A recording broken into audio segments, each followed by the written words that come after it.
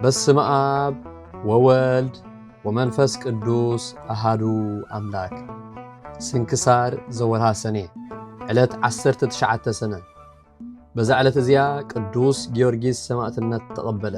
ንሱ መዛሕም ትርጉሙ ተጻዓቂ ማለት እዩ። እዚ ቅዱስ እዚ አቡኡ ካብ አስላም በለው እዩ። ካብ ደቡብ ግብፂ ካብ ዓዲ ድሜራ ክርስቲያናዊት ሰበይቲ ተመርዓወ። ካብኣ 3 ውሉድ ወለደ። ሓደ ካብኣቶም እዚ ቅዱስ መዛሕም እዩ። ኩሉ ግዜ ምስ ኣዲኡ ናብ ቤተ ክርስቲያን ይኸይድ ነበረ። ምስጢራተ ቅዱሳት ክቕበል ፍቐድለይ ኢሉ ነዲኡ ይልምና ነበረ። ንሳኻ ካብዚ ኣምላኻዊ ምስጢር እዚ ጥምቀተ ክርስትና ከይተጠመቐ ማንም ክቕበል ኣይክእልን እዩ በለቶ። ግናኸ ካብቲ ኣውሎግያ ቁራስ ነበረኸት ሃበቶ። ነዚያ ምስ በልዐ ኸዓ ኣብ ኣፉ ከም መዓር መቀረቶ። ብልቡ ኸዓ እዛ ቁራስ ሕብስቲ እዚኣ እኳ ኣብዞም ክርስቲያን ክንድዚ ዝኸውን ጣዕሚ ዘለዋስ ነቲ ፍጹም ቁርባን ደኣ ከመይ ዝበለ ጣዕሚ መቐረት ይህልዎ በለ። በዚ ምኽንያት እዚ ኸዓ ክርስቲያን ክኸውን ደለየ። ምስ ዓበየ ክርስቲያን ሰበይቲ ተመርዓወ። ክርስቲያናዊ ክኸውን ከም ዝደሊ ነገራ። ንሳ ኸዓ ናብ ካልእ ሃገር ክኸዱ ጥምቀት ክርስትና ክጥመቕ መኸረቶ። ካብኡ ናብ ሃገር በርባርያ ኸደ። ኣብኡ ግብሩ ተፈልጠ። ፈሪሁ ድማ ናብ ሃገር ድምያጥ ሃደመ። ኣብኡ ተጠምቀ። ስሙ ጊዮርጊስ ኢሉ ተሰምየ። እቶም ኣስላም ፈለጥዎ። ሒዞም ከዓ ዓብይ መቕጻዕቲ ቀጽዕዎ። ካብ ዝቐጽዕዎ ቁሩብ ጸኒሑ ኣቑሳሉ ሓዊዩ ካብ ኢዶም ሞሪቑ ናብ ሃገር ለፍጥ ሃደመ። ኣብኣ 3 ዓመት ገበረ። ኣብኣ እውን ግብሩ ተፈልጠ። ናብ ሃገር ቀጡር ከደ። ኣብ ናይ ቅዱስ ጊዮርጊስ ሰማዕት ቤተ ክርስቲያን እናገልገለ ተቐመጠ። ካብኡ ናብ ሃገር ድሜራ ተመልሰ። ኣስላም ሰምዑ። ሒዞም ንገዛኢ ያረከብዎ። እታ ክርስቲያናዊት ሰበይቱ ከዓ ነቲ መኮንን ኣይተቕጽዓዮ እንታይ ደኣ ናብ ቤት ማእሰርቲ ከእትውዎ ኣዝዝ በለቶ። እቶም ኣስላም ተኣኪቦም ማዕጾ ቤት ማእሰርቲ ሰቢሮም ዓብይ መቕጻዕቲ ይቐጽዕዎ። ርእሱ ፈጊኦም ኣብ መንጎ ህይወትን ሞትን ገዲፎምዎ ከዱ። ንጽባሒቱ እቶም ክርስቲያን ሞይቱ እዩ ዝኸውን ኢሎም ሓሲቦም ንኽቐብርዎ መጹ። ንሱ ግና ብህይወት ጸንሖም። ብድሕሪዚ እቶም ኣስላም ተኣኪቦም ብዛዕባኡ ጉባኤ ገበሩ። ካብዚ ዘለኻዮ ምኽሪ እንተዘይተመሊስካ ንሕና ዓብይ መቕጻዕቲ ክንቀጽዓካ ኢና ክንቀትለካ እውን ኢና በልዎ። ቅዱስ መዛሕም ከዓ ዝደለኹም ግበሩ። ኣነስ ንወዲ እግዚኣብሔር ኢየሱስ ክርስቶስ ሓቀኛ ኣምላኽ ሰማያትን ምድርን ዝፈጠረ ኣይክሕዶን እየ በሎም። ካብኡ እዚ ቃል እዚ ምስ ሰምዑ ኣብ ልዕሊኡ ተቖጥዑ። ኣብ ዓንዲ መርከብ ሰቐልዎ። ብዝተፈላለየ መቕጻዕቲ ከዓ ቐጽዕዎ። ብድሕሪዚ መኮንን ካብ ስቕለት ከውርድዎ ኣዘዘ። ሰበይቱ ከዓ ተጸናንዖ ተዕግሶ ትምህሮ ነበረት። ንሱ ብልቡ እቲ ኩሉ ኣብ ልዕሊኡ ዝበጽሐ ስቓይ ብዛዕባ ሓጢኣቱ ከም ዝኾነ ይሓስብ ነበረ። ንሳ ድማ ሰይጣን ከየስሕቶ ንሱ እንተተመሊሱ ድኻሙ ከየጥፍኣሉ ትመኽሮ ነበረት። ንሱ ከዓ ቁጽሩ ምስ ሰማዕታት ከም ዝኾነ ሓሰበ። ብድሕሪዚ መልኣኽ እግዚኣብሔር ተገልጸሉ። ናዘዞ ኣጸናንዖ። ንሱ ምስ ሰማዕታት ከም ዝተቖጽረ ኣረድኦ። ንጽባሒቱ ርእሱ ብሰይፊ ከም ዝቖርጽዎ ድማ ነገሮ። ምስ ወግሐ ኩሎም ኣስላም ናብቲ ገዛኢ ተኣከቡ። ንሳቶም ነቲ ቅዱስ ርእሱ ንቖርጽዎ ካብኡ ፍቓድ ደለዩ። መኮንን ከዓ ንሳቶም ኣብኡ ዝደለዩ ክገብሩ ፈቐደሎም። ሽዑ ካብ ቤት ማእሰርቲ ኣውፂኦም ክብርቲ ርእሱ ኣብ ውሽጢ ቤተ ክርስቲያን ክቡር መልኣኽ ሚካኤል ናይ ሃገር ድሜራ ሰየፍዎ። ናይ መንግሥተ ሰማያት ኣኽሊል ሰማዕትነት ተቐበለ።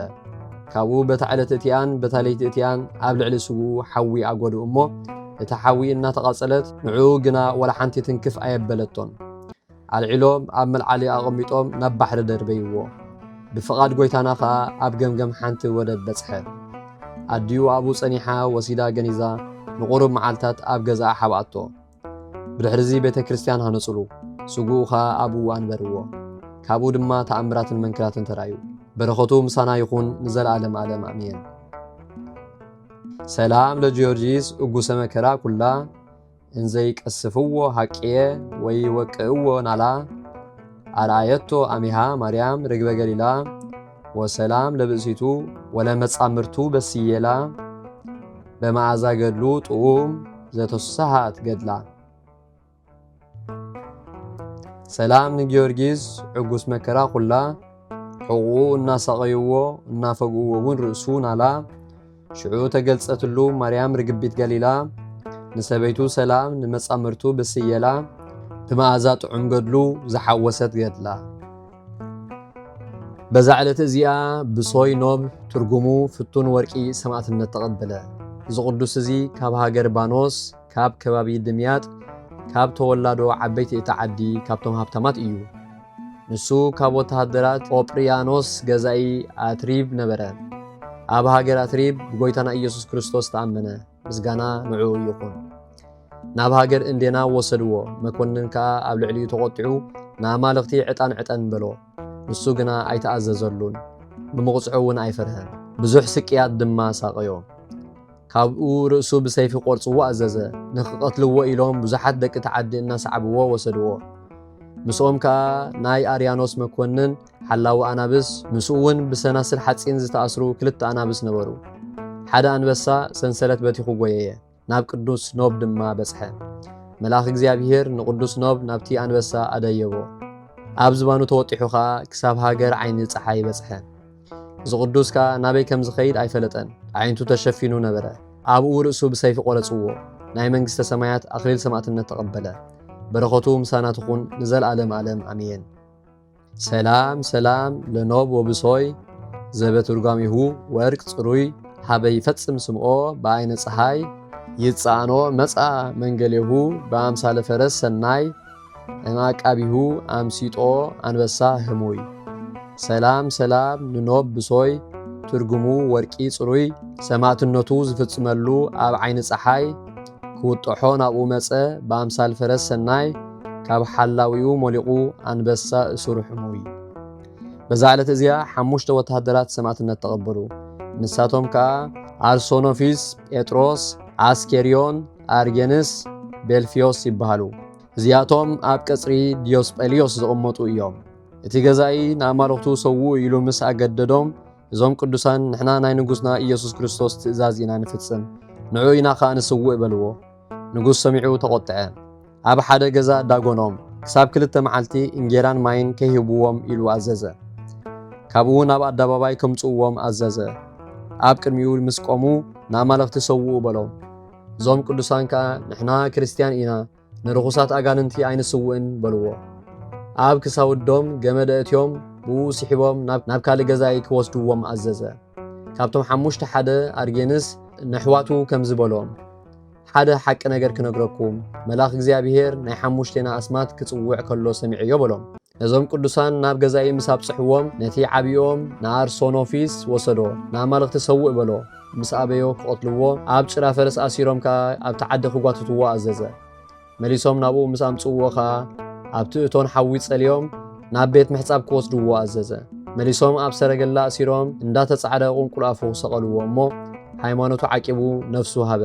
ኣኽሊል ሰማዕትነት ተቐበለ ቀጺሎም ንጴጥሮስ ኣቕረብዎ ደኪዮስ ዝተባህለ ንኣማልኽቲ ሰውእ በሎ ንሱ ከዓ ኣበዮ እሞ ክሰቕልዎ ሸኸላት ገይሮም ድማ ከኣስርዎ ንቁልቁል እውን ክሰቕልዎ ኣዘዘ ካብኡ ምድሪ ኳዓቱ ካብ ክሳዱ ንታሕቲ ኣብኡ ዓበጥዎ ኣብኡ ከዓ ኣብ ቅልቲ ኣሰረሉ ንሱ ንኹሉ እግዚአብሔር ስለ ዝረድኦ ተዓጊሱ ኣሕለፎ ምስ ኣውጽእዎ ካብ ብዝሕ ስቓይ ስጉኡ ማህመነ ምዝራብ እውን ሰኣነ ካብኡ ብዘይ ብልዕን ብዘይ መስተን ኣብ ጉንዲ ኣሰርዎ ቀጺሎም ከዓ ንአርጌንስ ኣቕረብዎ ደኪዮስ ከዓ ንኣማልኽቲ ሰውእ በሎ ምስ ኣበዮ ከዓ ክሰቕልዎ ኣሲሮም ከዓብስዎ ቁልቁል ኣፉ ክሰቕልዎ ኣዘዘ ካብኡ ኣብ ዝተበስዐ ጉንዲ ብዘይ መግብን ማይን ኣሰርዎ ቀጺሎም ንአስኬሪዮስ ኣቕረብዎ ንዕኡ ከዓ ደኪዮስ ንርእስኻ ራህራሃላ ንኣማልኽቲ ሰውእ በሎ ምስ ኣበየ ድማ ክሰቕልዎ ምእንቲ ኣበርቲዖም ክሰቒይዎ ኣሲሮም ንጨካናት ወተሃደራት ክህብዎ ኣዘዘ ንሳቶም ከዓ ዕንፀይቲ ተኺሎም ቁልቁል ኣፉ ሰቐልዎ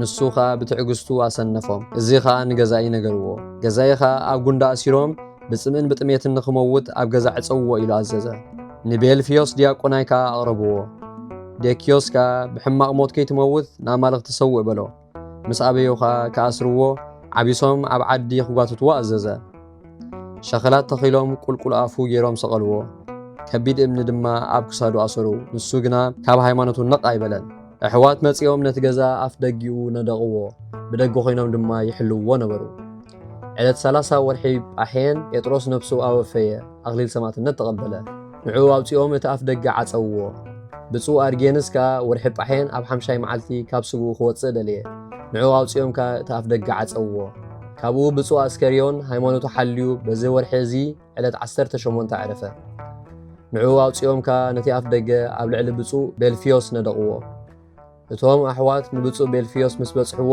ኦ ኣሕዋተይ ተዓገሱኒ ኣነ ኸኣ በዛ ዕለት እዚኣ ካብ ስጋይ ክወፅእ እየ በሎም። ካብኡ ዕለት 19 ብወርሒ ጳሔን ሰነ ማለት እዩ ነፍሱ ኣወፈየ። በረኸቶም ምሳና ይኹን ንዘለዓለም ዓለም ኣሜን።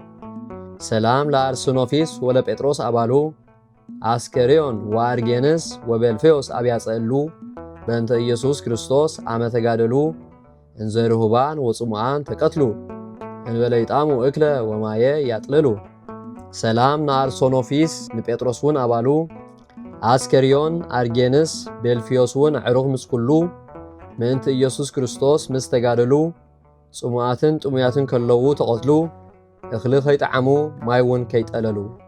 በዛ ዕለት እዚኣ መዘክርታ ናይ ደብረ ቋዓት ቅዱሳን ኣቦታትና እያ። እግዚአብሔር ብጸሎቶም ይመሓረና ንዘለዓለም ዓለም ኣሜን።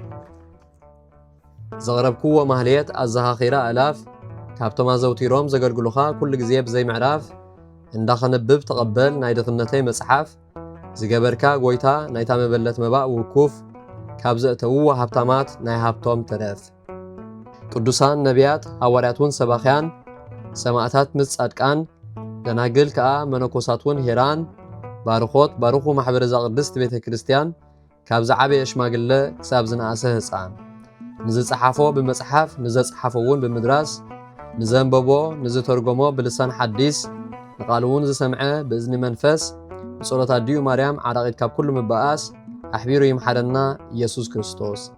ሰላም ንዓኹም ጻድቃን ምስ ሰማይት ዘዕረፍኩም በዛሎም ዕለት ንዓለም ዘሰነፍኩም ኢኹም ንስኻትኩም ብኩሉ ትዕግስት ኣብ ቅድሚ ፈጣሪ ለምኑ ብኩሉ ሰዓት ብዘይካ ንስሓ ንዓና ከይወስደና ሞት።